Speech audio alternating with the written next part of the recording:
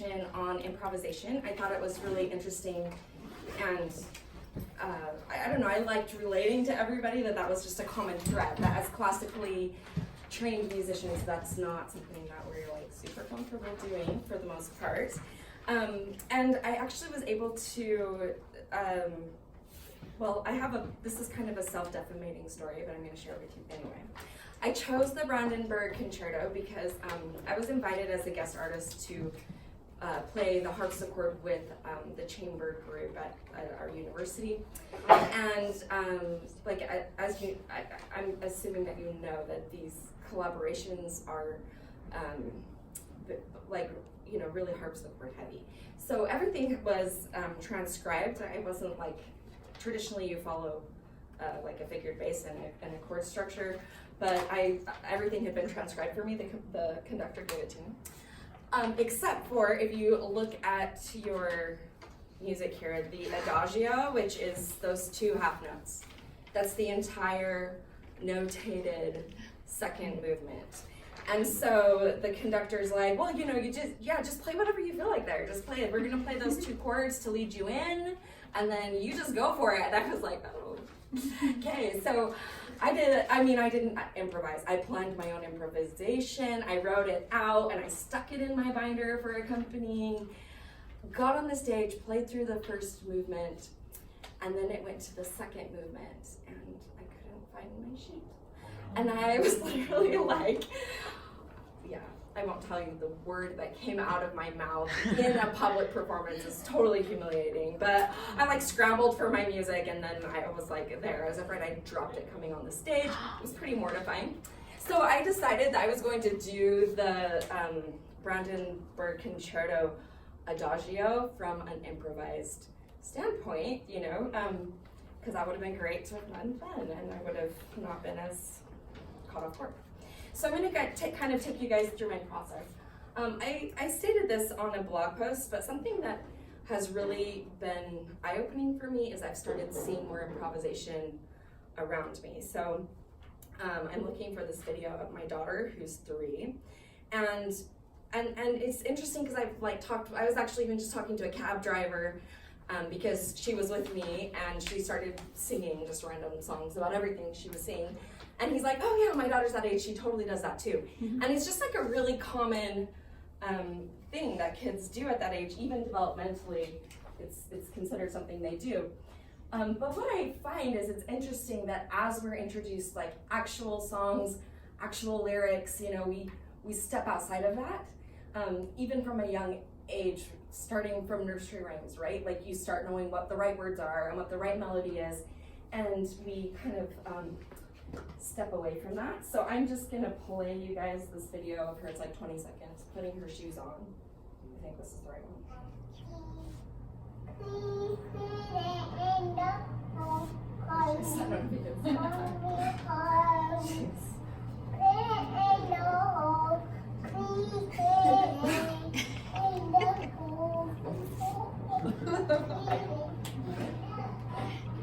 And she just like does this all the time, all day long. So anyway, so I just found that incredibly fascinating.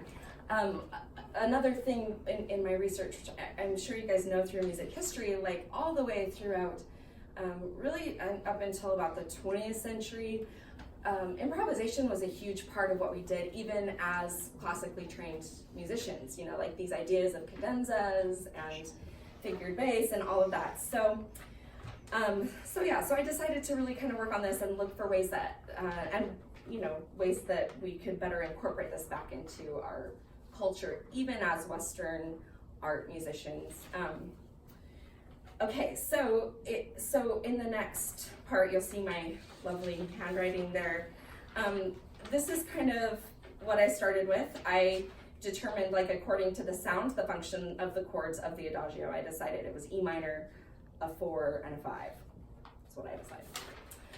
And that's probably open to interpretation, but that's fine. So then actually, coincidentally, what I had done is taken the Prelude in C major from the Well-Tempered Clavier, Book 1, which I know we studied in class.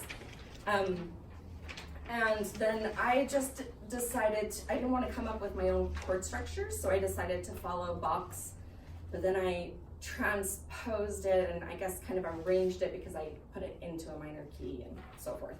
And then it kind of developed from there. I put a couple of changes of my own that I liked. And so then if you go back to the first page, you'll see that where I'm kind of working out what he did in WTC1, the prelude. So then I did some research and I had posted some videos and things that I used as resources. And something that they talked about, which I thought was a really great thing to do as if you want to get into the Baroque improvisation style, is that, preludes always have these recurring themes. And so that is a great way to start improvisation because you really just have to come up with like here you see he wrote.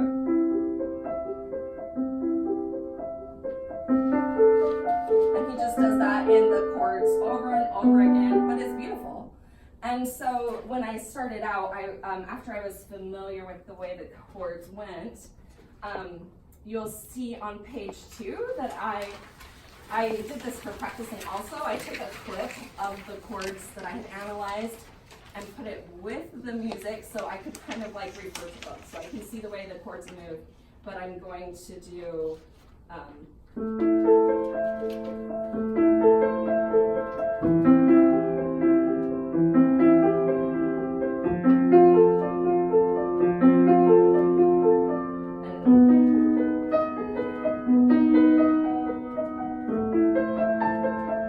so like that. So I started with that, just to kind of get myself open to like exploring other options. So when I went from after that, when I would do a practice session, I would just kind of go over the chords and just like review how they function, play them in other, what's the word, inversions, and just kind of really have a feel for those. And then you'll see my improvisational idea bank down there at the bottom.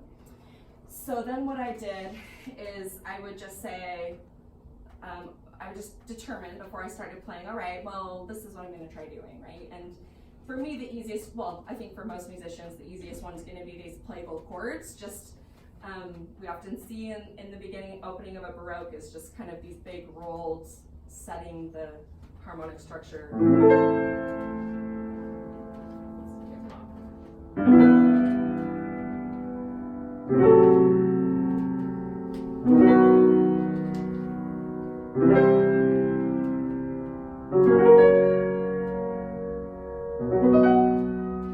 Okay, so you can just go through like that. And then I would say, okay, well, next, I'll just use my outline I have here, but you can do them in any order. Then I say, okay, I'm going to do an individual voice, left or right hand, with accompaniment in the other hand. So let's see. It's really different doing it for you guys. So like,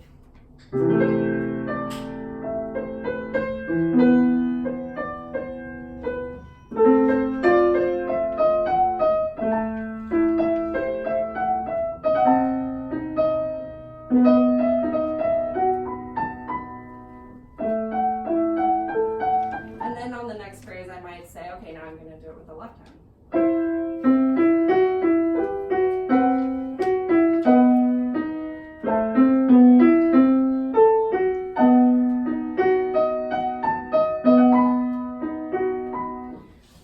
Another suggestion that I got from like a professor, actually, if you really want to teach this to your students, it's really interesting to go through his series because he posted everything for an online class about this.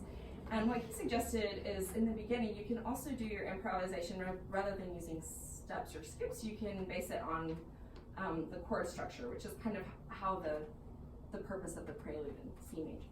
But if you just use the outline of the chord, then you're pretty safe that it's always going to sound good. And you don't have to worry so much about those like passing tones or whether or not it's staying within the structure of the harmony.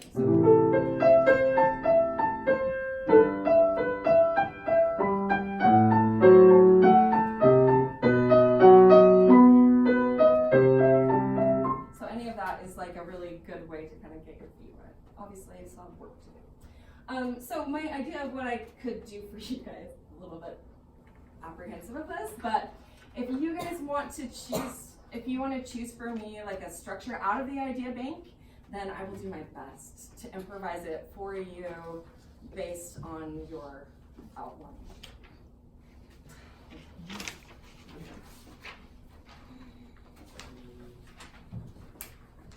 I see like some of you guys thinking, let me borrow this pen so I can remember what you guys tell me to do.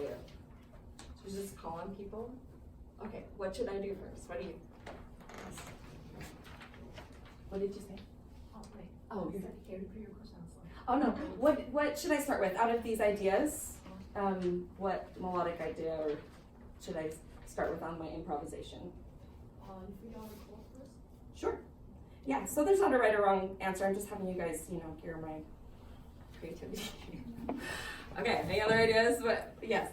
How about sequencing and then Okay. And then anyone else? parallel motion?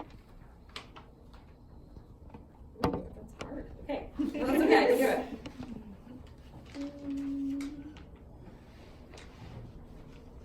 Katrine, that's good. Okay.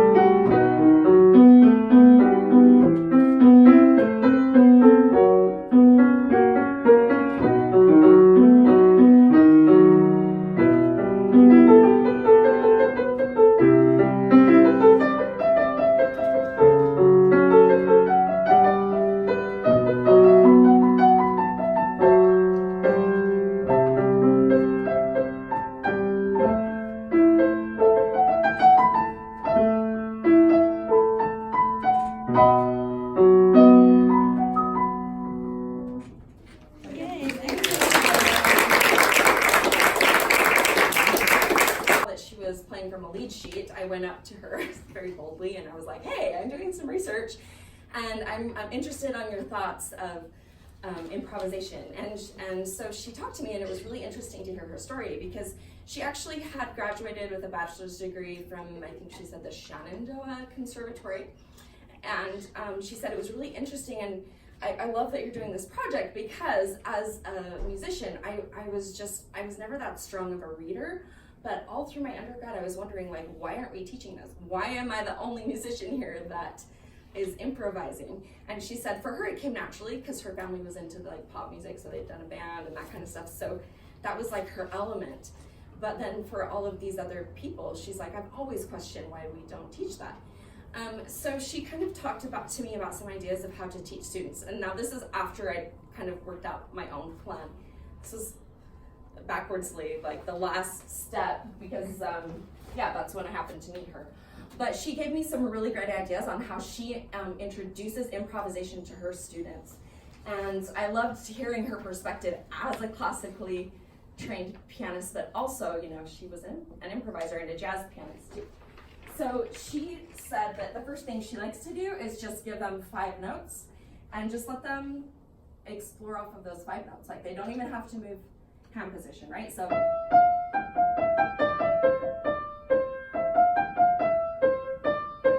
whatever it is. And then she might play like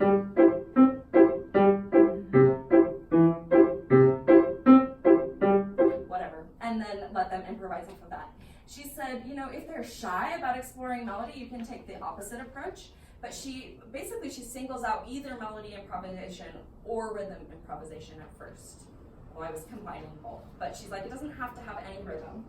Or if they're even shy of that, she can just, and then you just have somebody play any rhythmic motif at the top. Oh, added a note, sorry. Whatever it is. And so I thought those were fun ways. And then she actually, I mean, I'm not trying to brag or anything, but then she said, for college students, she basically said this. She said, take like a Bach piece, analyze the piece, and then just use the chord structure of the piece and try doing that way. So I was like, oh, what a good idea. So then I loved that she introduced these at all levels. But something that she said that I hadn't even considered exploring, and of course she gave me more depth on all of these, but she said one of the most effective things to do with teaching someone improvisation is to have them do it in the dark or their eyes closed. Like if you're working with young students, that might be weird unless their parents are there. So have them close their eyes or blindfold them or whatever, and have them improvise within a hand position. And she said, honestly, that element of not looking at your hands and that separation of anyone in the room just brings a whole new level of their interpretation. So then I just wanted to close. It's on my phone here, but I wanted to share with you guys this cool quote about improvisation. And it's by Yuri Menuhin. Do you guys all know Yuri Menuhin? Yeah. Because I don't really know. Anyway, it says, improvisation is the expression of the accumulated yearning, dreams, and wisdom of the soul. Mm-hmm. So when you talk about teaching expression to students, I think there's no better way than to give them that freedom of improvisation. Mm-hmm.